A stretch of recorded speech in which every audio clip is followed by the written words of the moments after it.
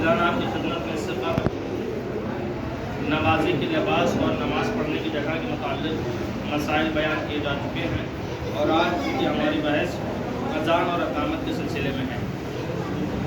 ہر مرد اور عورت کے لیے مستحب ہے کہ روزانہ کی واجب نمازوں سے پہلے اذان اور اقامت کہے، اور ایسا کرنا دوسری واجب یا مستحب نمازوں کے لیے مشروع نہیں ہے۔ صرف نماز پنجگانہ کے لیے ضروری ہے کہ نماز پڑھنے سے پہلے مستحب ہے، تاکید کی گئی ہے کہ انسان اذان اور اقامت کہے۔ لیکن عید فطر اور عید قربان سے پہلے جب کہ نماز بجماعت پڑھیں تو مستحب ہے کہ 3 مرتبہ صلاۃ کہیں۔ اس کے علاوہ نماز عیدین میں اذان اور اقامت نہیں۔ مستحب ہے کہ بچے کی پیدائش کے پہلے دن یا ناف پڑھنے سے پہلے اس کے دائیں کان میں اور دائیں کان میں اذان اور بائیں کان میں اقامت کہی جائے۔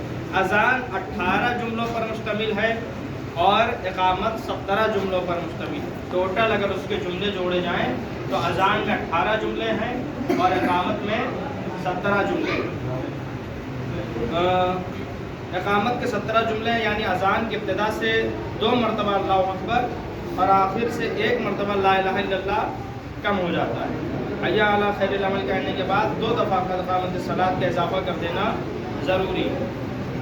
اشہد ان علی ولی اللہ اذان اور اقامت کا جز نہیں ہے، لیکن اگر اشہد ان محمد رسول اللہ کے بغیر قربت کی نیت سے کہا جائے تو اچھا ہے، یعنی اشہد ان محمد رسول اللہ کہنے کے بعد قربتاً اللہ کی نیت سے اشہد ان علی ولی اللہ کہنا بہتر ہے۔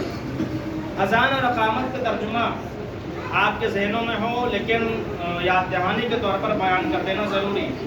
انسان جملے کہہ دیتا ہے لیکن کیا کہہ رہا ہے یہ اس کو نہیں معلوم ہوتا۔ اللہ اکبر کے معنی ہے اللہ سب سے بڑا ہے۔ اشہد ان لا الہ الا اللہ کا مطلب ہے کہ میں گواہی دیتا ہوں کہ اللہ ایک ہے، میں گواہی دیتا ہوں کہ اللہ ایک ہے۔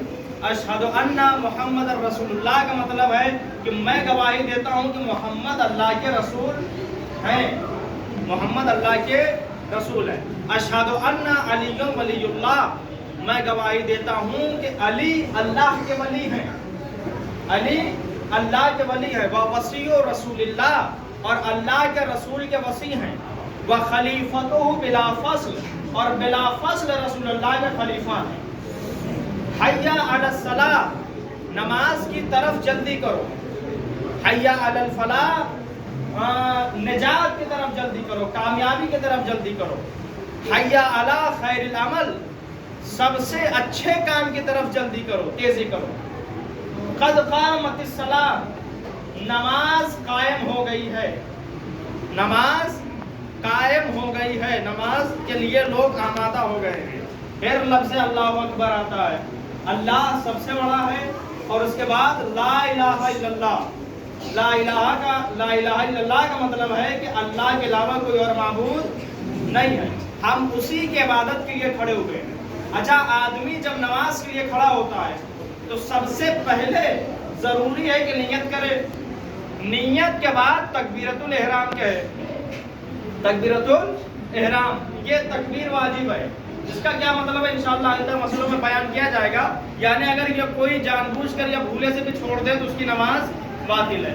تکبیر میں مستحب ہے کہ ہاتھوں کو اٹھاتے ہوئے اپنے کانوں تک لے جائے اور انگشت شہادت کو اپنے کان کی لو سے ملائے۔ آپ نے دیکھا اکثر لوگ انگوٹھے کو کان میں ڈال دیتے ہیں، ایسا کوئی مسئلہ نہیں ہے۔ مستحب ہے کہ ہتھیلی قبلہ رخ ہو اور انگشت شہادت کانوں کی لو سے چھو جائے، اتنا ہاتھ کو اٹھانا مستحب ہے۔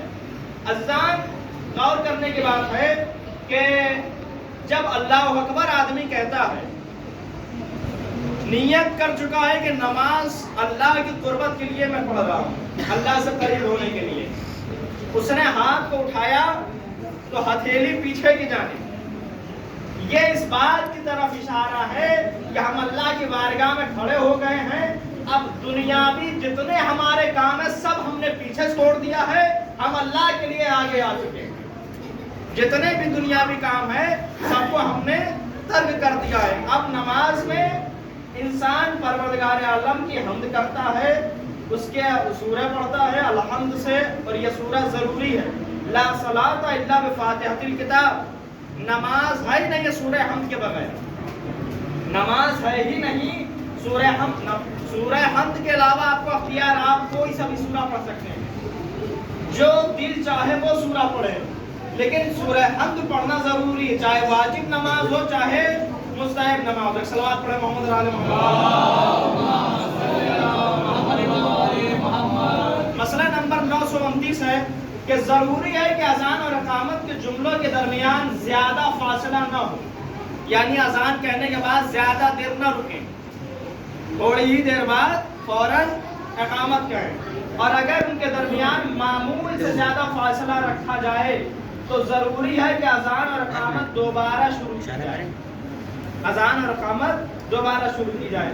اگر اذان یا اقامت میں آواز کو گلے میں اس طرح پھیرے کہ غنا ہو جائے، یعنی لوگ سننے والے مہ ہو جائیں، گانے کی شکل معلوم ہونے لگے، اذان اور اقامت اس طرح کہے جیسے کہ لہو لعب اور کھیل کود کی محفلوں میں آواز نکالنے کا دستور ہے، تو وہ حرام ہے. اور اگر غنا نہ ہو تو مکروہ ہے. اگر غنا کی حد سے بڑھ جائے، یعنی لہو لعب ہو جائے، اس میں کھیل کود کی شکل اختیار کر لے، جیسا کہ آدمی آج کل کا ماحول ہے، جب آپس میں اکٹھا ہوتا ہے، پارٹیاں ہوتی ہیں تو کس طریقے سے وہ اچھلتا کودتا ہے، تو اس طریقے کا اگر ماحول کریٹ ہو جائے اذان اور اقامت میں تو یہ حرام ہے. لیکن اگر غنا ہے، یعنی کہ اس طریقے کی آواز گھما کر گلے سے نکالنا جو کہ شریعت میں جائز نہیں ہے، تو وہ شدید کراہت کا حکم رکھتی ہے. تمام صورتوں میں جب کہ نمازی دو نمازوں کے تلے اوپر ادا کرے، یعنی ایک نماز کے بعد دوسری نماز، اگر اس نے پہلی نماز کے لیے اذان کہی ہے تو بعد والی نماز کے لیے وہ اذان کفایت کرے گی، دوبارہ اذان کہنے کی ضرورت نہیں ہے. خواہ دو نمازوں کا جمع کرنا بہتر ہو یا نہ ہو. مثلا عرفہ کے دن جو 9 ذی الحجہ کا دن ہے، ظہر عصر کی نمازوں کا جمع کرنا اور عید قربان کے رات میں مغرب اور عشاء کی نمازوں کا جمع کرنا اس شخص کے لیے جو مشعر الحرام میں ہو، ان صورتوں میں اذان کا ثابت ہونا اس سے مشروط ہے کہ دو نمازوں کے درمیان بالکل فاصلہ نہیں ہونا چاہیے. اگر زیادہ فاصلہ ہو جائے، یعنی آپ مغرب کی نماز پڑھیں اور اتنا زیادہ فاصلہ ہو جائے کہ لوگ کہیں گے معمول سے زیادہ فاصلہ ہو گیا، تو ایسی صورت میں آپ کو دوبارہ اذان کہہ کے پھر اقامت کہہ کے پھر نماز شروع کرنی ہے. صلوات پر محمد علی محمد.